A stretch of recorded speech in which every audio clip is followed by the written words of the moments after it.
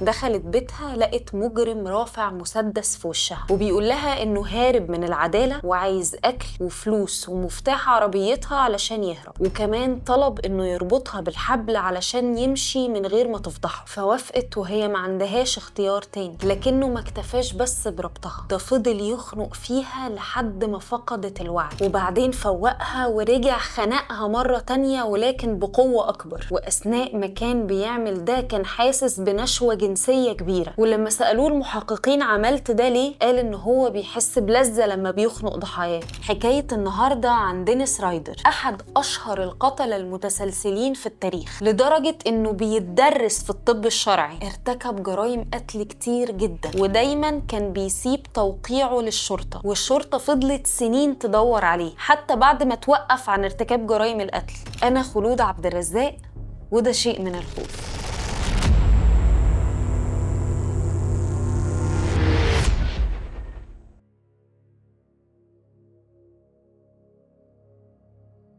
دينيس كان مهووس ومنحرف. قال في التحقيقات انه بيحب يلبس ملابس النساء الداخلية، وانه هو صغير كان بيستمتع بربط القطط والكلاب وتعذيبها لحد ما تموت. وبمرور الوقت كبرت جواه الشهوات دي لحد ما بقى يقتل البشر ويستمتع بتعذيبهم. ولما اتسأل عن انه ازاي نجح في انه يعمل جرايمه المتعددة دي من غير ما يتقبض عليه لسنين طويلة، جاوب بانه بيراقب ضحاياه ويختارهم كأنهم مشاريع لازم تنجز على أتم وجه، وممكن يراقب أكتر من ضحية في نفس الوقت، غير إنه حريص طول الوقت على إنه ما يسيبش أي دليل يدل الشرطة عليه. فهو معاه في شنطته الخاصة أدواته كلها، حبال وسكينة ومسدس وشريط لاصق، وبيختار هدوم خاصة علشان ينفذ كل جريمة لوحدها، ودايما بينظف مسرح الجريمة بعناية كبيرة. خلونا نتعرف أكتر على حياة دينيس رايدر.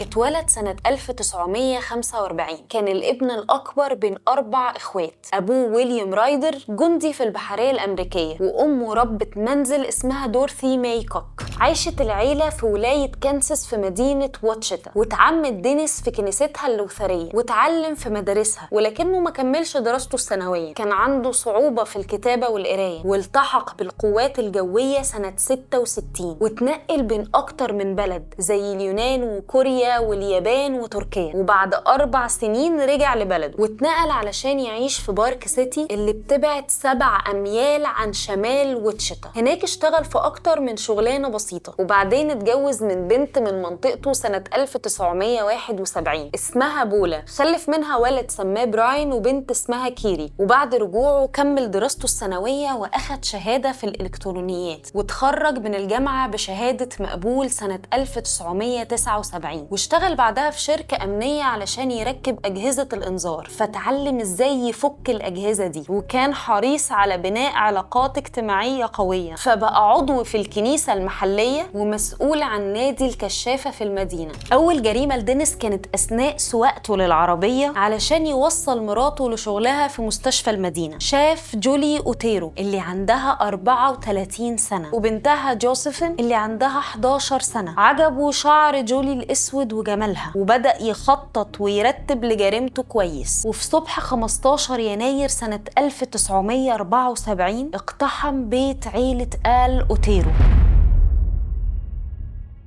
دخل من الباب الخلفي للبيت. الأول قطع سلك التليفون وفاجئ العيلة وهددهم بمسدسه. وفي البداية الأب اللي اسمه جوي اللي عنده 38 سنة كان بيحسب إن ده هزار، لكن دينيس قال لهم إن ده بجد، وإنه مجرم هربان وعايز فلوس وأكل وعايز عربيتهم علشان يكمل هروبه. وأمر الأب إنه يطرد كلب العيلة من البيت وخلاهم يناموا على أرضية أوضة المعيشة، لكنه رجع وغير رأيه ودخلهم لأوضة النوم. وهناك كتف الأب وبعدين الأم وبنتهم جوزيفين وابنهم جوي الصغير اللي عنده 9 سنين. وطبعا خضعوا لأوامره من غير مقاومة، لأنهم كانوا بيحسبوها يسرقهم ويهرب، لكن أدركوا أن الموضوع أكبر من مجرد سرقة. وده لما خرج دينيس من شنطته كيس بلاستيك وحطه على راس الأب وحاول أن هو يخنقه، لكن الأب قاوم وعرف يقطع الكيس. فطلع دينيس كيس تاني وربط الأب كويس لحد ما مات. وبعدها راح للأم خنقها لحد ما فقدت الوعي، وبعدين ساعدها علشان تفوق، فترجته إنه يرحم أطفالها، لكنه خنقها تاني لحد ما ماتت. وأخد الولد الصغير لأوضة نومه وربط كيس حوالين راسه وجاب كرسي وفضل يتفرج على الطفل وهو بيتخنق وبيتخبط في الأرض لحد ما مات. وما بقاش فاضل غير الطفلة المسكينة جوزيفين، واللي تعرضت لأشد تعذيب لأنه خنقها أكتر من مرة، وأخدها للقبو بتاع البيت وهي شبه عريانة، وسألها لو عندها كاميرا فجاوبته بالنفي، فربط رقبتها بحبل في ماسورة المجاري وقال لها إنها هتحصل أهلها للجنة، وبدأ يسحب الحبل علشان يشنقها ببطء. وأثناء ما كانت الطفلة بتموت هو كان في أقصى لحظاته استمتاع ونشوة. دينيس ما كانش عارف إن العيلة عندهم 3 أبناء تانيين كانوا في المدرسة وقت ما نفذ جريمته ونجوا من الهجوم، ورجعوا بعد الظهر علشان يلاقوا أهلهم كلهم ماتوا. في 4 إبريل سنة 1974 رجعت كاثرين اللي عندها 21 سنة لبيتها مع أخوها كيفن اللي عنده 19 سنة. هجم عليهم دينيس اللي كان مستخبي في أوضة النوم،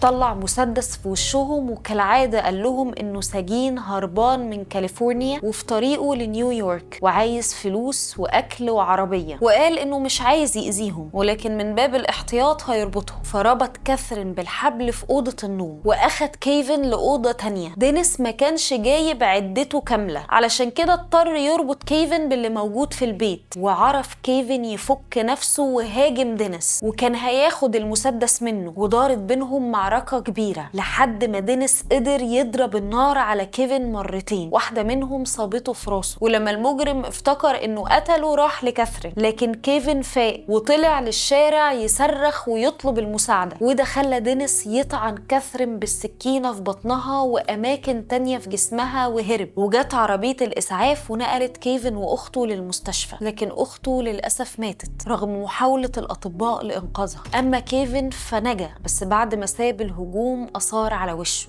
يوم 3 مارس سنة 1977 راح دينيس لبيت عيلة فيان وخبط الباب، وفتحت له شيرلي اللي عندها 24 سنة وكانت لابسة هدوم الحمام، فقال لها انه ضابط شرطة وعايز يحقق معاها. ولما دخلته البيت هددها بالمسدس وقال لها انه عايز يغتصبها، ولو نفذت اللي هيطلبه منها من غير مقاومة هيمشي من غير ما يأذيها او يأذي اطفالها. فوافقت المسكينة واخد الأطفال وحبسهم في الحمام وقفل الباب عليهم، وبعدين ربطها بالحبل فبدأت ترجع لأن هي كانت مريضة ومتوترة. هداها دينيس واداها كوباية مية وسمح لها تشرب سيجارة، وبعدها ربطها وخنقها بالحبل وهرب بسرعة لأنه خاف يرجع جوزها ريتشارد. يوم 8 ديسمبر سنة 1977 اتسلل دينيس لبيت نانسي فوكس اللي عندها 25 سنة. دخل من شباك أوضة نومها واستنى لحد ما ترجع من شغلها في محل المجوهرات، وهجم عليها لما كانت في المطبخ وقال لها انه مش عايز يقتلها وانه عايز يغتصبها وانها لو تعاونت معاه هيسيبها. فوافقت المسكينة وخضعت له، فاخدها لأوضة النوم وربطها وخنقها وعمل نفس الحاجة تاني وهرب.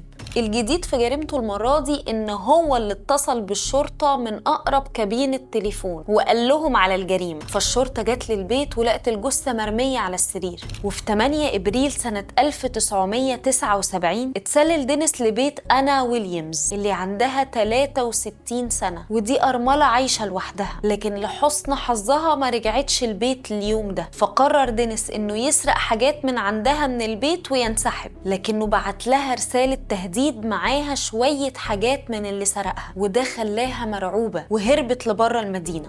مارين هيدج 53 سنة كانت أم ال4 أطفال، فقدت جوزها توماس من سنة، ولسوء حظها اتنقل دينيس لنفس الشارع اللي هي ساكنة فيه. ولما شافها أول مرة بدأت الأفكار المنحرفة إن هي تيجي في راسه، وبدأ يفكر في مهاجمتها، خاصة إن بيتها بعيد عن باقي الجيران شوية. في 24 إبريل سنة 1985 اعتذر دينيس عن حضور معسكر الكشافة بحجة إنه حاسس بصداع وهيروح يشتري دواء، لكنه راح واشترى مشروب بيرة وشرب منه وكب الباقي على هدومه علشان يبان لسواق عربية الأجرة إنه سكران، وطلب النزول جنب بيت مارين واتسحب للبيت وقطع خط التليفون واستناها في أوضة النوم لحد ما رجعت. كان صديقها جيرالد بولتر مشي في وقت متأخر حوالي الساعة 1 بعد نص الليل. راحت مارين للنوم فخرج دينيس من المكان اللي كان مستخبي فيه وبدأ يخنقها وقتلها، وبعدين سحب جثتها حطها في شنطة العربية وراح بيها للكنيسة ونزلها للقبر وصورها أكتر من صورة، وبعدين رجع الجثة للعربية ورماها على الطريق بره المدينة ورجع تاني لمعسكر الكشافة بعد ما كان شال آثار جريمته. فيكي عندها 28 سنة، كانت أم لطفلين. راح دينيس لبيتها يوم 16 سبتمبر سنة 1986 حوالي الساعة 10 بالليل، وادعى إنه بيصلح التليفونات وكان لابس طاقية وهدوم شبه هدوم عمال التليفون. ولما دخل البيت طلع مسدسه وقال لها إنه عايز يغتصبها، فصرعته وعورت جسمه بضوافرها، لكن عرف يربطها وجرها لأوضة النوم وخنقها بهدومها الداخلية وهرب بسرعة بعربيتها قبل ما جوزها يرجع. جوزها بيل وهو راجع للبيت شاف عربية مراته بيسوقها المجرم، ولما دخل لقى ابنه براندو بيلعب لوحده في أوضة المعيشة، فراح لأوضة النوم علشان يلاقي مراته مرمية فوق السرير. حاول يسعفها ولكن كانت ماتت، والمسكين بيل ما كانش فقدان زوجته وأم أولاده هو حزنه الوحيد، لأن الشكوك والاتهامات راحت له هو، واتهم هو بقتل مراته اللي كانت معاه لمدة 18 سنة، وفضل عايش وهو بيسمع لوم من الناس.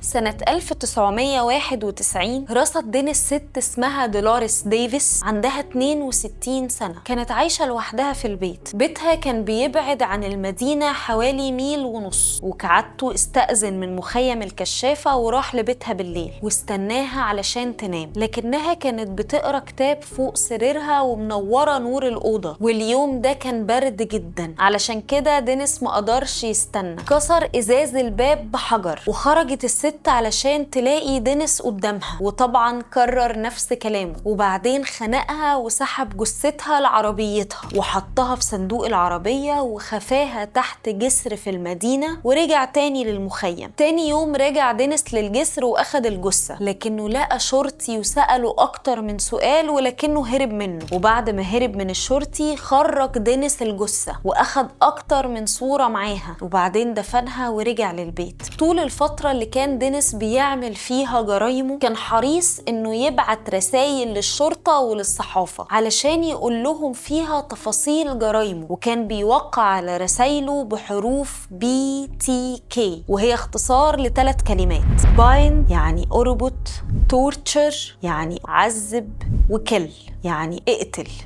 واتصل بالشرطة بالتليفون أكتر من مرة، ورغم إنهم ذاعوا صوته في التلفزيون والإذاعة إلا إن محدش اتعرف على صاحب الصوت. وبالرغم من إن دينيس وقف جرائم القتل سنة 1991 إلا إنه استمر في إرسال الرسائل للشرطة وللصحافة. يمكن كان بيلاقي متعة من نوع خاص في ده. افتكروا إننا بنتكلم عن شخص منحرف كان بيرفق برسائله صور أو مستندات أخدها من بيوت الضحايا علشان يثبت إنه القاتل، وكمان عرايس مربوطة بنفس طريقة ربطه وقتله للضحايا. دينيس كان حذر جدا ولكنه غلط غلطة كبيرة سنة 2004. اتصل بالشرطة يسألهم لو كان في إمكانهم إنهم يتتبعوا هارد ديسك لو بعت لهم واحد فيه معلومات، فكذبوا عليه وقالوا له إنهم ما يقدروش، فبلع الطعم. فبعت لهم هارد ديسك فيه صور، فبعد ما حللوا بياناته واستعادوا الملفات المحذوفة منه لقوا ملف باسم دينيس، وكمان لقوا اسم الكنيسة اللوثرية اللي هو عضو فيها. وبعد البحث على النت وقاعدة البيانات لقوا اسم دينيس رايدر في الكنيسة اللوثرية، ولقوا عربية جيب سودا واقفة قدام بيته، وهم كانوا عارفين ان القاتل بيسوق عربية جيب سودا.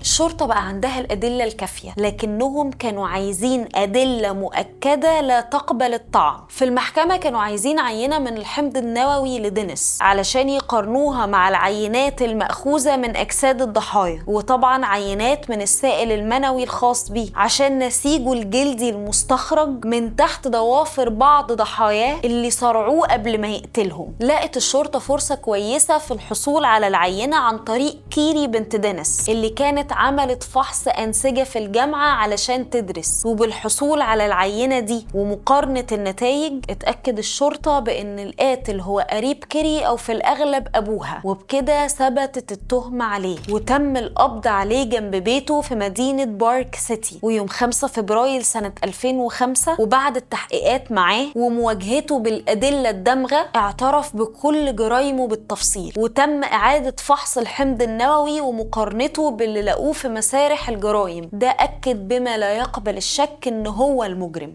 تمت محاكمة دينيس رايدر في جلسات كتير وطويلة على كل جريمة لوحدها، وتم نقلها على التلفزيون مباشرة. وخلال المحاكمات طلبت مراته بولا الطلاق منه بسبب اللي ألحقوا بيها من سمعة وحشة بسبب جرايمه، ووافقت المحكمة على طلبها. اتحكم على دينيس بالمؤبد 10 مرات مع عدم إمكانية الإفراج المشروط غير بعد 175 سنة، ودي أقصى عقوبة في ولاية كانساس باعتبارها إنها مش بتطبق عقوبة الإعدام. تم نقل دينيس للسجن في الولاية علشان يقضي فترة حكمه الطويلة، وفي سنة 2006 تم السماح ليه إنه يتفرج على التلفزيون ويسمع الراديو ويشتري مجلات وحاجات تانية، وده سبب إزعاج شديد لأهالي الضحايا. وكمان تم بيع مذكراته علشان تتحول لأعمال سينمائية تروح فلوسها لدعم أسر الضحايا. وكده تبقى حكاية النهاردة خلصت. لو عجبتكم الحلقة ما تنسوش تعملوا لايك وشير وسبسكرايب للقناة. مع السلامة.